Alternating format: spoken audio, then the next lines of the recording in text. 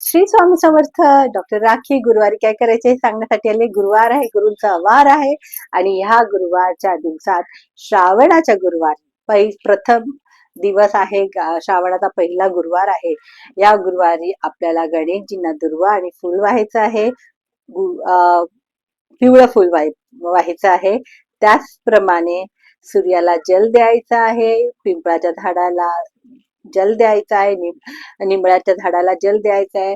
केळीच्या झाडाला जल द्यायचं आहे. घरामध्ये हळद घालून लादी साफ करायची आहे. घराच्या दारावर उंबरठ्यावर हळदीचे स्वस्तिक काढायचे आहेत. आणि आपण शिव लिंगावर म्हणजे शंकराच्या पिंडीवर जल अर्पण करायचं आहे. थोडे हळद वाहायची आहे. परत पिवळी डाळ म्हणजे चण्याची डाळ किंवा चणे अर्पण करायचे आहेत. थोडस हनी अर्पण करायचं आहे जमत असेल तर. आणि 2 केळी किंवा पिवळे फळ तुम्ही अर्पण करायचे आहे. बेलफूल अर्पण करायचे. फूल पिवळं करा. विष्णू वासुदेव भगवतींना सुद्धा आज पिवळी फुलं अर्पण करा. महालक्ष्मीला पिवळी फुलं अर्पण करा. हळदी कुंकू लावा.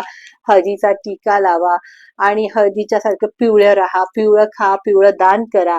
ह्याच्याने आपल्यामध्ये बृहस्पती हा जो ग्रह आहे तो आपल्याकडे आकर्षित होतो. आणि बृहस्पती हा गुरुचा असतो आणि गुरु हा आपल्याला नेहमी चांगलं ज्ञान देतो, तत्वज्ञान देतो, हुशार करतं आणि त्या हुशारीने आपण आपला व्यवहारिक चांगला करतो.